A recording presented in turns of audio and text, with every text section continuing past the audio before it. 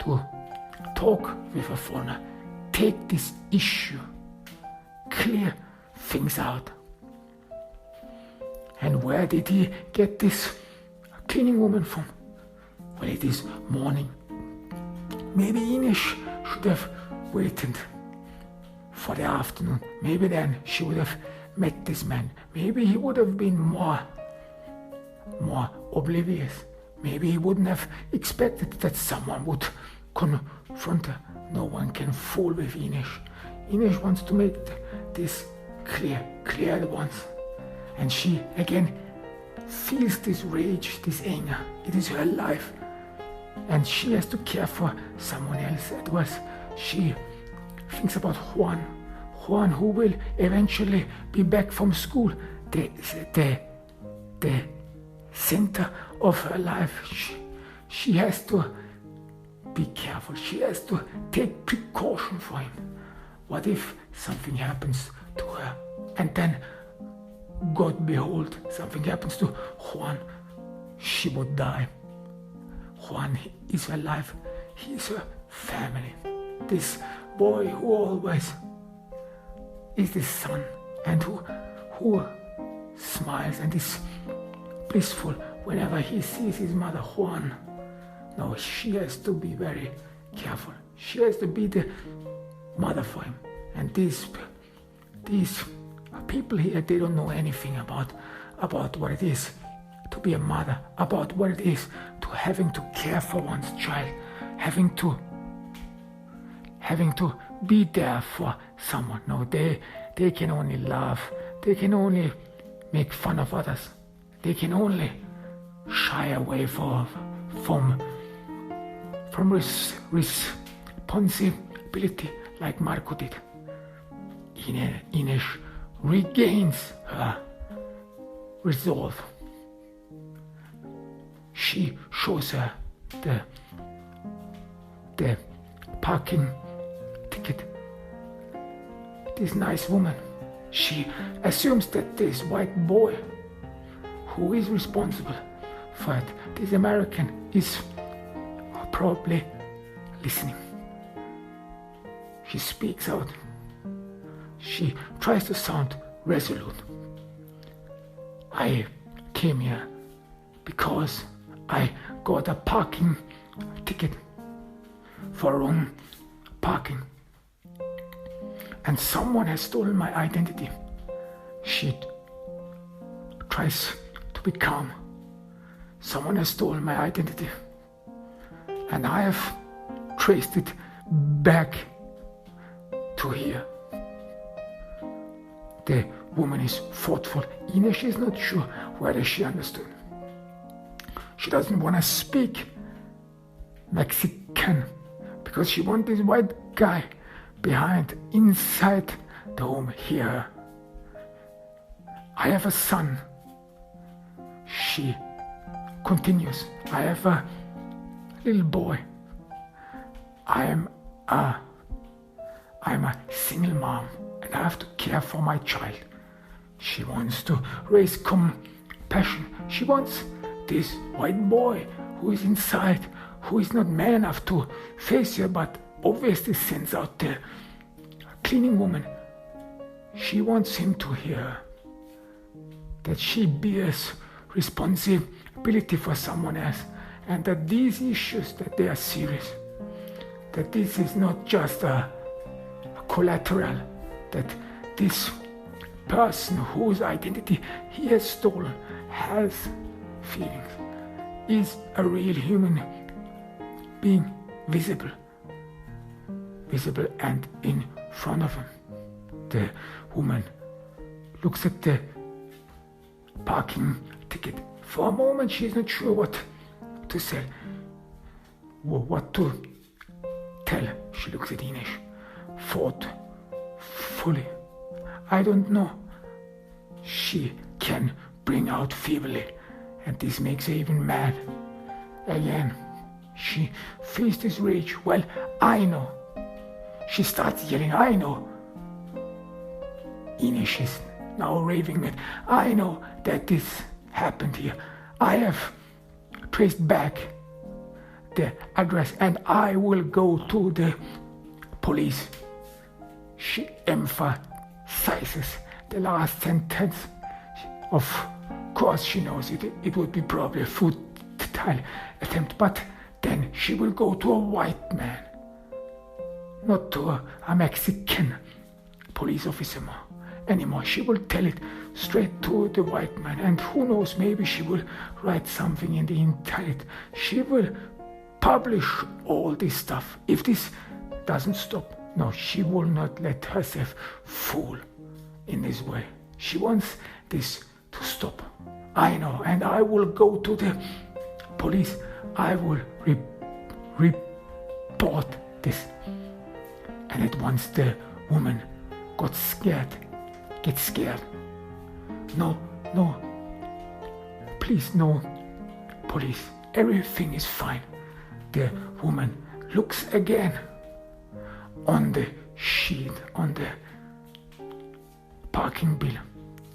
She looks at how much money she owes to Inesh, and she goes inside. Inesh is dumbstruck for a moment. What happened now? She's scared. Maybe she gets herself a weapon or whatever. But yet she looks nice. She looks thoughtful.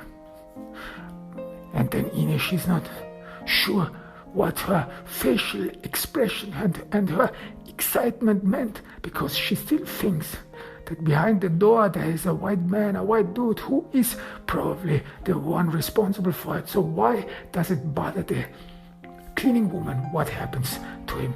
If she would be in her place and would have to talk on behalf of a white dude who deceives Mexicans, she wouldn't care. She would have to make an attempt, because this white dude would pay her, but this would be all.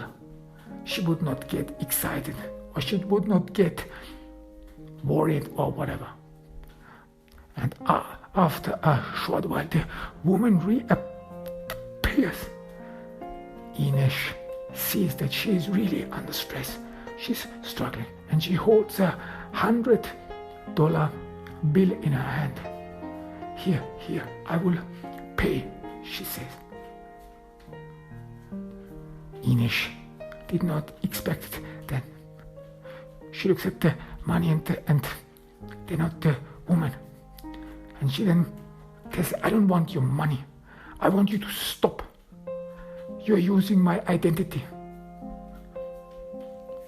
Inesh doesn't know with whom she means. You. Because it is obvious that Inesh Santiago is a female name, and she hasn't thought about it. What would a white boy do with a female Mexican name? Now, more and more it dawns on her. Maybe something different is going on. This issue becomes more and more fishy.